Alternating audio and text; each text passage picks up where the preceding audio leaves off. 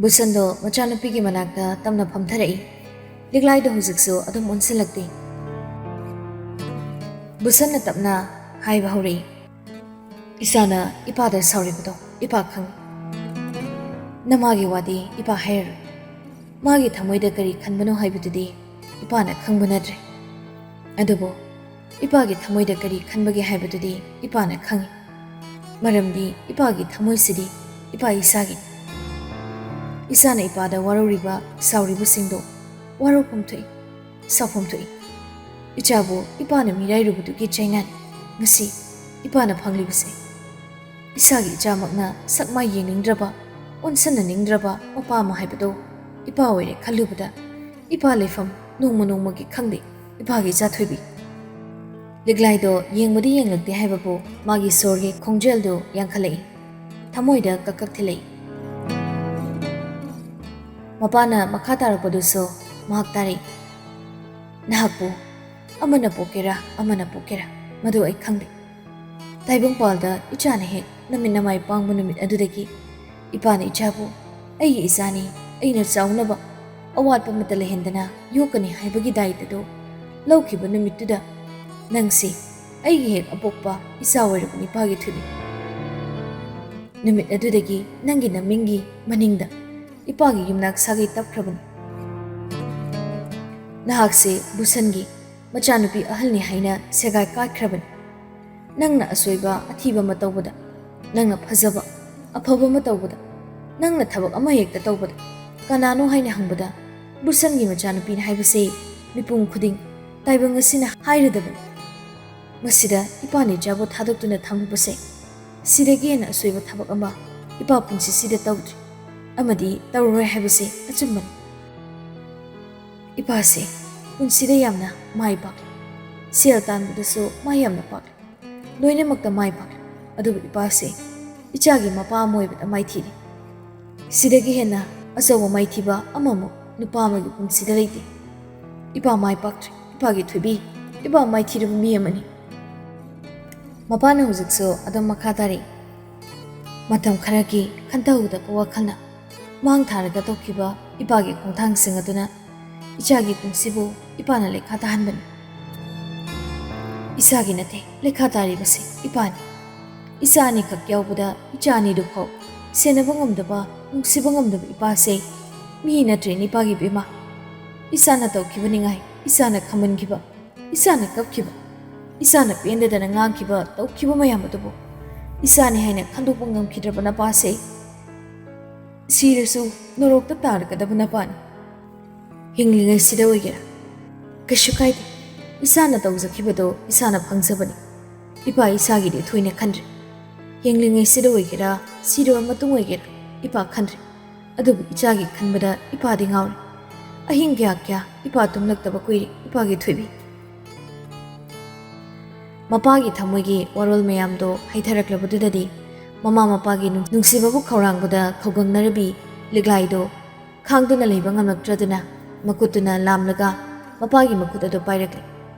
Machagi saru ngakta ngairaba yayat lauraba thonawba karimata yaudraba kusatuna pairakpadudadi mapado khangpriksu khangli thamoisu amuka hena sokre. Machagi kusase thaina bubub lauradana yamna nungsibani. Chahi tara muki matungda ngasi thenglakpasidadi mapado sok chatkre. Hanubi magun yaudribi amagi kusaga chap manakre. Khangba ngamdraba mapana machagi makuto paisalaga kappa horage. Ipagi thubi karino ngasi ichana oiriba phibam masibo ipase tasenga matik chadaba mapa moire ipa hingduna leibagi kanaba leitri aina sel pai haidana kaidabuni isagi punsi phoba ipana kanba ngamde. Hairaduna busanda kappa horagle. Nasaidigi busana ngangliba mayamdo busangi loinabi lata sanana thongmarumdagi loina taaduna leiri. Nongmada mi amatagi mamangda sonthadaba mahaki nupani. Magi nupagi mamitagi mapidaba ngasi phawba mahangna magi nupaga leiminarpusida mahak oraktri ngasina hanbani. Mapuroibana ngangliba wahi mayamduga tariba pirang singduga lata sana sungawkre. ꯃꯍꯥꯛꯅ ꯊꯣꯡ ꯃꯔꯝ ꯑꯗꯨꯗ ꯃꯐꯝ ꯃꯔꯥꯡ ꯑꯃꯠꯇ ꯈꯪꯍꯧꯗꯅ ꯃꯇꯣꯝꯇ ꯃꯄꯤ ꯁꯤꯟꯊꯈ꯭ꯔꯦ꯫ ꯃꯄꯨꯔꯣꯏꯕꯅ ꯍꯥꯏꯈ꯭ꯔꯤꯕ ꯃꯌꯥꯝꯗꯨꯗ ꯑꯔꯥꯟꯕꯁꯨ ꯑꯃꯠꯇ ꯌꯥꯎꯗꯦ꯫ ꯃꯍꯥꯛꯁꯨ ꯉꯁꯤ ꯃꯥꯒꯤ ꯃꯔꯥꯜ ꯌꯥꯖꯔꯛꯄꯗꯧꯅ ꯇꯧꯔꯛꯂꯤ꯫ ꯃꯥꯅꯤ, ꯑꯉꯥꯡ ꯑꯃ ꯌꯣꯛꯀꯅꯤ ꯍꯥꯏꯗꯨꯅ ꯃꯈꯣꯏꯅ ꯂꯧꯔꯨꯔꯕꯗꯤ ꯑꯉꯥꯡ ꯑꯗꯨꯒꯤ ꯐꯨꯜ ꯔꯦꯁꯄꯣꯟꯁꯤꯕꯤꯂꯤꯇꯤ ꯂꯧꯕ ꯍꯥꯏꯕꯁꯤ ꯃꯃꯥ ꯃꯄꯥ ꯑꯣꯏꯕ ꯃꯈꯣꯏꯒꯤ ꯃꯊꯧꯅꯤ꯫ ꯑꯉꯥꯡ ꯑꯗꯨ ꯏ ꯃꯇꯨꯡ ꯑꯣꯏꯔꯤꯉꯩꯗꯒꯤ ꯃꯈꯣꯏꯒꯤ ꯃꯅꯥꯛꯇ ꯂꯩꯔꯛꯄꯅꯤ꯫ ꯃꯈꯣꯏꯕꯨ ꯃꯥꯒꯤ ꯍꯦꯛ ꯑꯄꯣꯛꯄ ꯃꯃꯥ ꯃꯄꯥꯅꯤ ꯍꯥꯏꯅ ꯑꯉꯥꯡ ꯑꯗꯨꯅ ꯈꯟꯖꯈ꯭ꯔꯕꯅꯤ꯫ ꯑꯗꯨ ꯑꯣꯏꯔꯕꯗꯤ ꯃꯈꯣꯏꯅ ꯑꯉꯥꯡ ꯑꯗꯨꯕꯨ ꯃꯤꯔꯥꯏꯐꯝ ꯊꯣꯛꯄ꯭ꯔꯥ? ꯊꯣꯛꯇꯦ꯫ ꯑꯗꯨꯗꯤ ꯂꯥꯜꯂꯤꯕꯁꯤ ꯀꯅꯥꯅ? ꯃꯆꯥꯅꯨꯄꯤꯁꯤꯔꯥ? ꯃꯈꯣꯏꯔꯥ? ꯂꯇꯥ ꯁꯅꯥꯁꯨ ꯆꯪꯕꯗꯤ ꯉꯝꯗꯦ꯫ ꯀꯥꯒꯤ ꯃꯄꯥꯟꯗꯨꯗ ꯀꯞꯂꯛꯂꯤ꯫ ꯀꯔꯤꯅꯣ ꯇꯧꯔꯤꯕꯁꯤꯕꯨ ꯍꯥꯏꯗꯅ ꯃꯁꯥ ꯃꯇꯣꯝꯗ ꯄꯪꯈꯟꯗ ꯈꯟꯂꯛꯂꯤ꯫ ꯃꯅꯨꯡꯗ ꯕꯨꯁꯟꯁꯨ ꯃꯆꯥꯒꯤ ꯃꯈꯨꯠ ꯑꯗꯨꯕꯨ ꯆꯤꯖꯠ ꯄꯥꯏꯁꯤꯜꯂꯒ ꯀꯞꯂꯤ꯫ ꯀꯨꯏꯅ ꯃꯐꯝ ꯃꯔꯥꯡ ꯈꯪꯂꯨꯗ꯭ꯔꯕ ꯏꯃꯨꯡ ꯑꯗꯨ ꯉꯁꯤꯗꯤ ꯒ꯭ꯌꯥꯟ ꯂꯣꯏꯅ ꯇꯥꯔꯛꯅꯔꯛꯄꯒꯨꯝꯅꯤ꯫ ꯂꯤꯛꯂꯥꯏꯗꯣ ꯋꯥꯗꯤ ꯃꯆꯦꯠ ꯑꯃꯠꯇ ꯉꯥꯡꯗꯦ, ꯑꯗꯨꯕꯨ ꯃꯍꯥꯛ ꯃꯄꯥꯕꯨꯗꯤ ꯌꯥꯝ ꯅꯨꯡꯁꯤꯅ ꯌꯦꯡꯖꯔꯤ꯫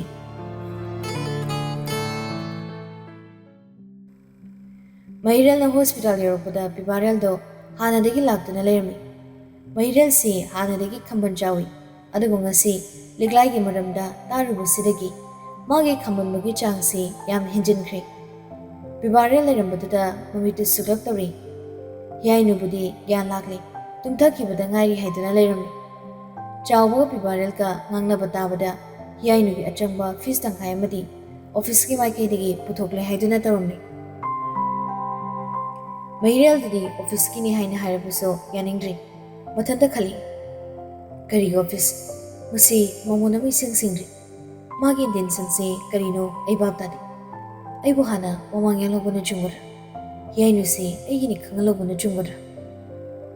ꯃꯍꯤꯔꯦꯜꯗꯣ ꯖꯥꯠ ꯖꯥꯠ ꯃꯌꯥꯝ ꯑꯃ ꯈꯜꯂꯛꯂꯤ꯫ ꯄꯤꯕꯥꯔꯦꯜꯅ ꯃꯥꯒꯤ ꯇꯧꯐꯝ ꯊꯣꯛꯄꯁꯤꯡꯗꯣ ꯂꯣꯏꯅ ꯂꯣꯏꯁꯤꯜꯂꯒ ꯃꯍꯤꯔꯦꯜꯒꯤ ꯃꯅꯥꯛꯇ ꯆꯪꯁꯤꯟꯗꯨꯅ ꯍꯥꯏ, ꯏꯇꯥꯎꯁꯨ ꯌꯧꯁꯤꯜꯂꯛꯑꯝꯃꯦ꯫ ꯍꯣꯏ, ꯉꯁꯥꯏ ꯃꯃꯤꯠ ꯄꯥꯡꯂꯤꯉꯩꯗꯗꯤ ꯏꯇꯥꯎꯗꯤ ꯎꯍꯧꯗ꯭ꯔꯤ, ꯍꯧꯖꯤꯛꯇ ꯇꯨꯝꯊꯈꯤꯕꯗ ꯉꯥꯏꯔꯤꯕꯅꯤ꯫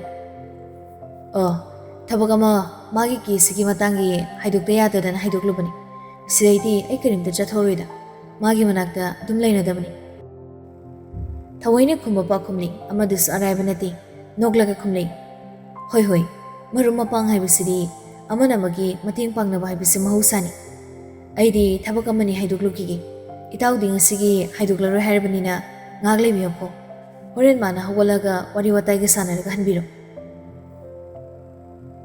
ꯃꯍꯤꯔꯦꯜꯗꯣ ꯅꯣꯛꯐꯦꯠꯇꯃꯛ ꯇꯧꯔꯛꯏ, ꯈꯨꯝꯂꯛꯇꯦ꯫ ꯄꯤꯕꯥꯔꯦꯜꯗꯣ ꯑꯍꯜꯁꯤꯡꯗꯨꯗ ꯆꯠꯂꯒꯦ ꯍꯥꯏꯔꯝꯂꯒ ꯆꯠꯈ꯭ꯔꯦ꯫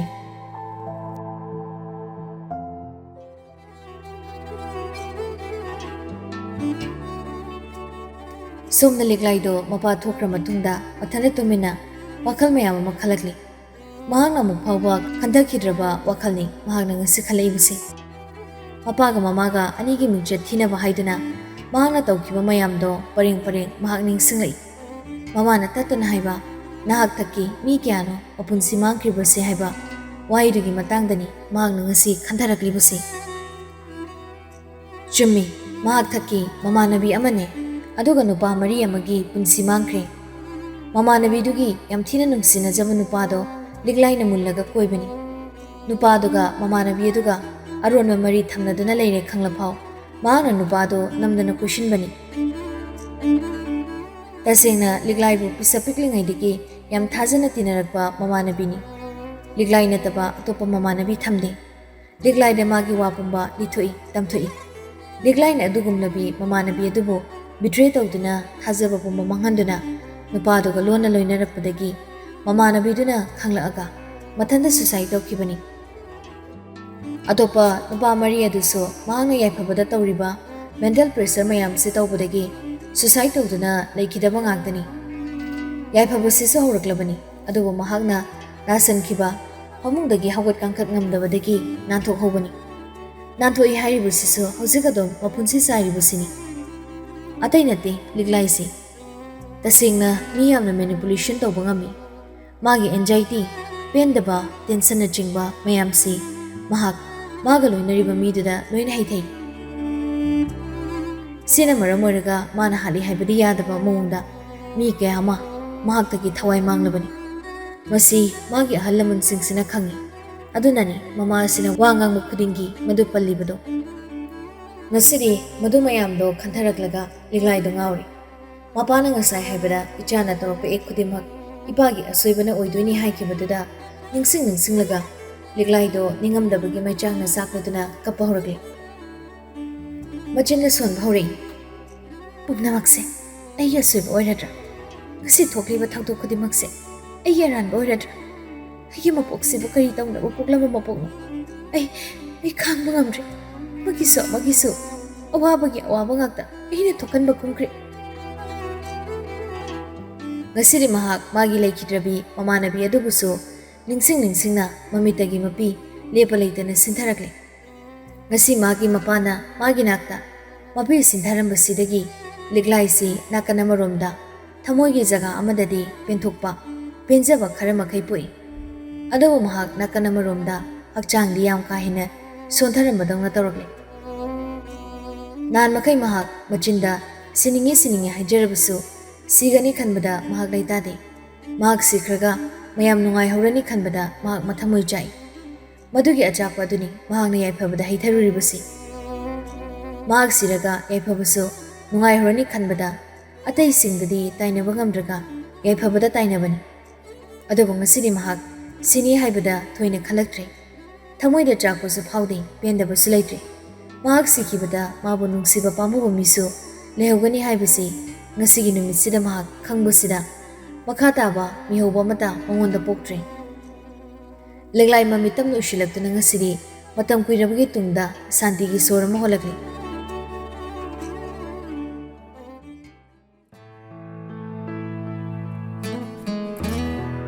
Somda busando mathanda tumina phamduna leibani.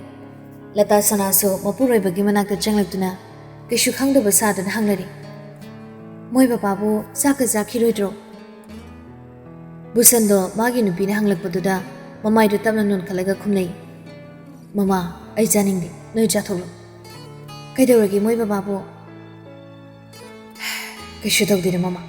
Kaidawragi ai karisu tawdi. Lata sanana makhatana kaino mahaye tawbada mapandagi mi tigawbagi makhol tari. Mi leibro yumse mi leibro. Makhol do tabada busanga lata sanagado mapana tholaktuna yengbada lisoram. Kari leiri jasa kari tawbu yawre. Sel tum namthikai paiba misakama oibanina adugumbagadi thoina kiba busanate. Pulisna liglai haise songi chanupira. Mani kaidawragi kari leirage.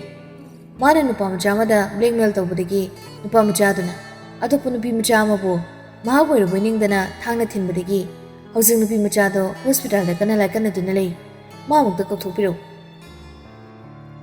Lata sanadu nan makhai oirabadi urau tharaura adabani.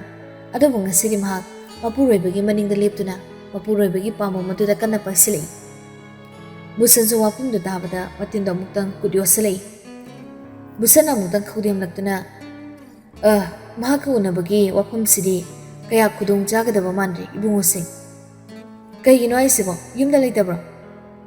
Lay, adubu mahak numit kharanidi matam ngaiduna leirabani. Haibadi busando hanamukti khumlaktre makona ingit tawduna magi matung inaro haibagum tari. Busando adu ada amata hairudre hangludre chumring changkri. Makoi police ani muktusu inaduna changkri pitamga atopa amagani. Busana machana pigi ka yorabada thongdo tamna hangdoklaga machado kaidawrige haidani yengli. Liglai do mamin ushinduna leibadu ure. Busana wangang dabida makona ingit tawraga Pritam da yengo haidun ingit tawri. Pritam na ka manung do yengsilubada leiramriba phibum dubada mahang matu chungkri. Liglai do yam phibum kaiba mongda leiribadu ure. Maru koi kuchu musing nure masa mayang sathina kang mayang kang banate insa majit amate yaudre. Idak lang thawo kayo tarumliba mayam da Pritam do handoragli. Busana thongdo tamna lunsin khrabada Pritamna cancer pishala. Kuiraroi numit musing baba hori. Ngasi hayeng khangdri. Aigi chanupise matam leitrabani bungo pisa. Masida mahakna kari lalamdaba ai thoina khangdri thidri. Ibungo ina kari karamba iksan laukhigadagi haibadudi khanabiro. Pritamdo phibamdudadi mahak police officer ni hairabusu khanpham khangdre upai leitre. Wa makha taramdana mahak busanda muktang munna yengamlaga tumina thokre.